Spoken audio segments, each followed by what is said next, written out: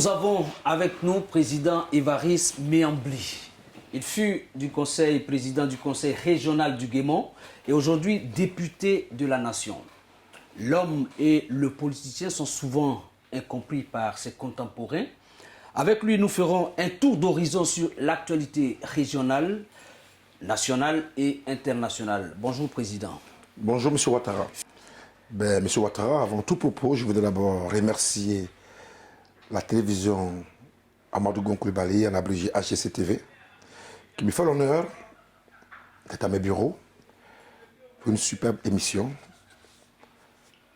qui va être une émission de vérité, de franchise et surtout de débat pouvant nous permettre de convaincre nos électeurs, de convaincre les Ivoiriens sur des sujets à parfois moments incompris de M. Méambli. Le décor est déjà lancé. Oui. Président, n'avez-vous pas l'impression que vous n'êtes pas compris par vos contemporains? M. Coulibaly, je voudrais encore vous dire qu'effectivement, je vais rebondir sur 3 exemples précis où j'étais incompris par les Ivoiriens. Le premier exemple, c'est celui d'une association que j'ai mise en place, dénommée le CONASPORT, d'utilité publique à but non lucratif dans les années 2009-2010, lorsque la Côte d'Ivoire avait connu ce que nous savions tous, la division, le Nord et le Sud. L'armée du Nord et l'armée du Sud. Nous avions mis ce comité national de soutien à la force de réunification en place, dont j'étais le président, avec pour co-signataire le général Soumala Bakaïko, qui était le général des forces armées des forces nouvelles, avec Baz Bouaké. À la retraite maintenant. À la retraite maintenant, bien sûr. Et le général Mangou, actuel ambassadeur de la Côte d'Ivoire en Allemagne, qui était le patron des forces de défense et de sécurité. Signataire du compte commun du CONASFOR. Et nous avons mobilisé 800 millions. Mais quand j'avais lancé l'opération vis-à-vis de nos compatriotes, de nos parents, de nos amis, personne ne croyait que ce projet pourrait aboutir. Mais plutôt pour eux, c'était pour extorquer les fonds aux Ivoiriens. Et nous avons mobilisé 800 millions. Donc moi-même, Évariste Méambli, en tant que président, j'ai posé un acte citoyen en donnant la première mise de 200 millions sortis de mes comptes privés sur des banques locales. Et nous avons mobilisé les 800 millions qui nous ont permis de mobiliser, d'acheter 8000 équipements pour nos 8000 hommes du centre de commandement intégré, 12 véhicules 4x4 qui ont été remis au Premier ministre d'alors, que nous savions tous, qui était l'arbitre des élections. Et c'est ainsi que les Ivoiriens ont compris que nous avons posé cet acte républicain, patriotique pour notre pays. Pour la petite histoire, je vais vous aider d'épargner, mais nous savions tous qu'à cette période-là, il était difficile d'aider nos 2 armées parce que tout le monde avait perdu. Ça, c'est le premier acte où j'étais incompris par les Ivoiriens, mais avec une réussite. Le second, c'est celui d'avoir levé le lièvre qu'on appelle notamment la loi d'amnistie, que j'ai créée, que j'ai conçue avec des juristes pénaux et qui a été déposée le 30 juin 2017 sur la table du député président de l'Assemblée nationale, M. Soro Guillaume. Personne encore ne croyait à ce projet parce que pour eux, c'était une vue de l'esprit. Et c'est 2 ans plus tard que le président Alassane Ouattara, qui est très proche du peuple, qui est très proche de ses élus, a pris l'ordonnance le 6 août 2018 tout à pour moi, pour libérer 800 prisonniers avec en filigrane Mme Simone Yves Gbagbo. Voilà des actions que nous avons menées, qui ont été combattues par certains Ivoiriens, et aujourd'hui les résultats sont là. Et le troisième, c'est celui du 9 janvier 2017, lorsque j'étais candidat contre le président Soro Guillaume à l'Assemblée nationale de Côte d'Ivoire, pour dire que le temple de la démocratie qui est l'Assemblée nationale, nous pouvons avoir des élections transparentes, équitables et justes. C'est ainsi que j'étais candidat contre le président Soro. Certes, j'ai perdu, mais j'ai démontré une fois de plus que nous pouvions, à l'hémicycle, aller aux élections avec des bulletins multiples et avoir un vainqueur. Mais à cette période, des armes tonnaient à Bouaké. Ça, toute la Côte d'Ivoire le sait. J'étais candidat avec l'audace. Voilà des éléments pour moi qui me permettent de dire aujourd'hui que les Ivoiriens peuvent ne pas comprendre Évariste Méambli, mais j'ai une vision, j'ai une stratégie et j'ai de l'audace et je crois en ce que je fais. Je vous remercie. Président, vos détracteurs disent que vous êtes un opportuniste. Allusion faite à vos relations avec les différents présidents, président Bédié, président Gbagbo et président Ouattara actuellement. Ben, M. Ouattara, d'abord, l'opportuniste, c'est quoi? C'est quelqu'un qui cherche, comme on le dit vulgairement, à sécher son linge au soleil et qui cherche à profiter des intérêts de ce qu'apportera celui qui est en face. Mais pourquoi je suis opportuniste vis-à-vis des présidents Bédié? Pas de Ouattara qui vous êtes, pas de Yves Zoubou Junior, pas de Koulibaly Abou-Deraï, mais du président Bédié. Pourquoi opportuniste par rapport au président Ouattara? Pourquoi opportuniste par rapport au président Gbagbo? Je vais vous répondre avec une certaine franchise. Les Ivoiriens pensent que lorsque vous avez des relations avec un président, c'est pour avoir des prébendes, des marchés et des pôles de nomination. Dites-moi, le président Bédié a pris le pouvoir en 93, il est parti en 99. Est-ce que vous avez entendu Évariste Goudiaby avoir un poste administratif dans ce pays? À peu près un poste de balayeur au palais. Et je mets quiconque au défi que le président Bédié et moi, nous avons des rapports de fils à père, des rapports du jeune homme à aîné, de quelqu'un que j'appréciais. Mais il n'y a jamais eu dans nos relations une notion de 1 franc en don, aussi bien en nature comme en marché, et bien évidemment en demande de poste.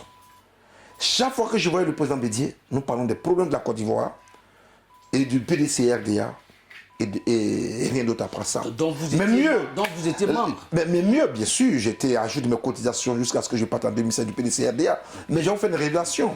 La plus grosse somme de ma vie que j'ai reçue du président Henri Konan Bédié, c'est 350 000 francs lorsque j'ai eu le malheur de perdre ma fille, qui est la Joanna, en 2015, et 150 000 francs par son épouse en don.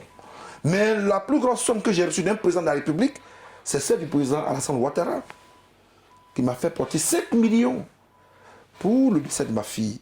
Et après, mon aîné, le ministre Ahmed Bak, 1 million. Mais malheureusement, le président Ouattara, Gbagbo, était à la CPI. Mais je reconnais qu'avec lui, j'ai eu des bons rapports, mais jamais sur ce plateau, le président Gbagbo et moi, on a parlé de 1 franc en don, en marché et en quoi que ce soit. Non, mais mieux, le ministre Tonkara me reçoit un jour chez lui au bureau et me dit, monsieur Miambli, vous avez reçu beaucoup d'argent du président Gbagbo Laurent. Je lui ai dit, mon neveu, j'ai mis au défi. Le président Gbagbo et moi, on n'a jamais parlé d'argent. Il n'a jamais donné un marché, des instructions pour que j'ai un marché de 1 franc. La preuve, dans sa filière Café Cacao, où j'exerce, vous n'avez jamais entendu Miambli, qui a eu un souci. Et nous savions tout ce qui s'est passé dans ce pays lorsqu'il a tout jeté à la prison. Donc vous savez très bien que le président Gbagbo, ce n'est pas quelqu'un d'argent, ce n'est pas un homme d'argent. C'est vraiment quelqu'un que j'ai côtoyé. Et mieux, je n'ai jamais eu des rapports financiers avec lui. Voilà mes rapports financiers avec ces personnalités. Mais au PDC, au HDP, où je suis aujourd'hui, j'y suis entré avec un groupe parlementaire, à peu de 7 députés. Sans condition. La preuve, je suis assis dans mon bureau en train de faire mes activités économiques. Je suis membre du conseil politique sur le 22e. J'ai plus de 210 membres de naissance du parti. Mais est-ce que j'ai un poste aujourd'hui au HDP? Mais mes rapports avec le président Ouattara, c'est des rapports francs, de père à fils. Et je suis l'un de ses enfants adoptifs. Et je le connais, ceux-là. Et je suis à ma place.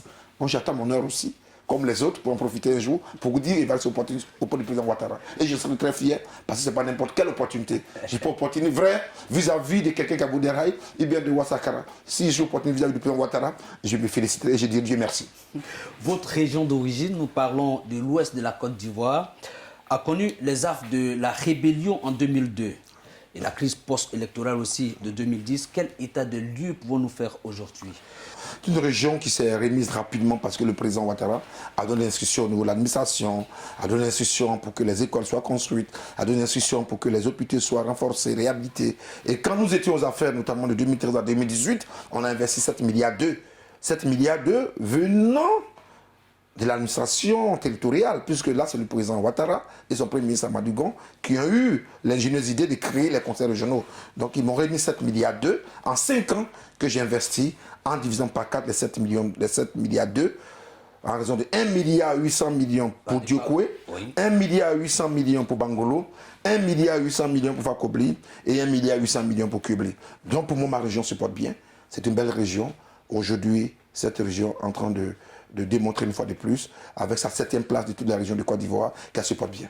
vous êtes le député de Fakobdi et vous avez pris part au congrès des deux chambres, c'était, je parle de l'Assemblée nationale et le Sénat, Tout à fait. pour donc la modification de la Constitution. Dans quel état d'esprit les travaux se sont déroulés sans l'opposition?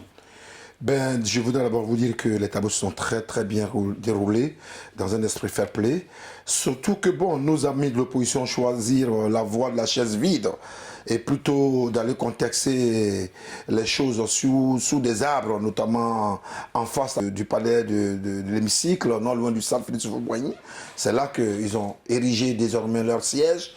Et je ne suis pas du tout heureux qu'ils restent encore là le plus longtemps possible parce que nous savions très bien que lorsque les chauves-souris défectent, cela peut leur apporter, bien évidemment, le virus du coronavirus, parce que nous savions que les chauves-souris s'apparentent un peu au pangolin. Sur ce, je voudrais quand même vous dire que le débat s'est très bien passé.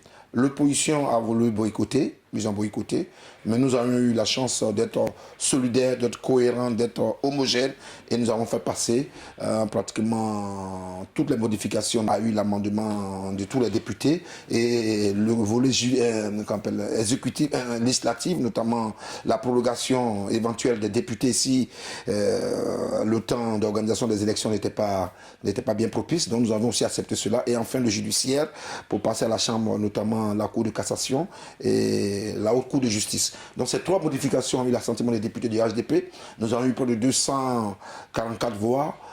Sur 246, deux voix qui n'ont pas suivi, mais apparemment la loi est très bien passée et nous avons eu les 2/3 qui étaient 236. Donc encore une fois de plus, je profite pour remercier tous les députés, tous les sénateurs qui ont suivi le mot d'ordre du président Amadou Soumarou, le mot d'ordre du président Alassane Ouattara et surtout celui du Premier ministre Amadou Gon. Aujourd'hui, le RHDP est un grand parti qui a 154 députés, qui a pratiquement 86 maires, 86 sénateurs, qui a près de 180 maires et aujourd'hui, nous faisons l'unanimité au niveau de notre pouvoir de majorité à l'Assemblée. Alors, cette même opposition parle d'un vote antidémocratique. Et illégal aussi, parce que se basant sur les textes de la CEDEAO, auxquels la Côte d'Ivoire devrait se conformer, qu'en dites-vous? De quelle CEDEAO partie de quelle loi partie au niveau de la CEDEAO? Nous avions eu ensemble ici dans ce pays l'avantage d'avoir participé tous au dialogue politique que le Premier ministre a ouvert avec toutes les formations politiques. Alors, dès cet instant qu'ils ont contribué à ce dialogue et qu'au dernier moment, ils se sont rébiffés et que le code électoral, le dialogue a été un acquis et que les points importants ont été acceptés et que nous sommes passés désormais au vote des lois, ben, c'est à l'Assemblée qu'il faille venir s'opposer. Ce n'est pas la CEDEAO qui va venir dicter une loi aux députés qui ont un pouvoir impératif à eux. Ce n'est pas la CEDEAO. La CEDEAO, c'est des traités. Donc j'aurais bien voulu que l'opposition se ressaisisse. Qu'elle arrête de faire la chaise vide, que de rencontrer tous les jours sur les toits, dans des salons feutrés, on n'est pas d'accord, on n'est pas d'accord. Le vrai débat se passe à l'Assemblée nationale. Qu'ils viennent prendre leur place, ils sont 88, qu'ils viennent prendre leur place et débattre et convaincre les homologues, leurs collègues députés. Mais de toute façon, même s'ils veulent voter, ils sont en minorité face au RHDP. Mais justement, c'est parce qu'ils savent qu'ils sont en minorité qu'aujourd'hui ils font du dilatoire. C'est du dilatoire. Sinon, la meilleure manière de s'opposer, c'est de venir à l'Assemblée nationale et de voir le vote, parce que les 2/3, nous les avions au niveau du RHDP. Ils savent très bien qu'ils n'ont pas les 2/3. Qu'ils viennent, qu'ils ne viennent pas, les lois passeront. Et ça, ils le savent très bien. Et je les interpelle à faire attention, parce qu'aujourd'hui, nous avons besoin d'avoir un pays tranquille, un pays qui travaille, et que l'opposition s'oppose convenablement, mais surtout attaque les textes, et non faire du dilatoire dans les journaux ou sur les réseaux sociaux. Je vous remercie.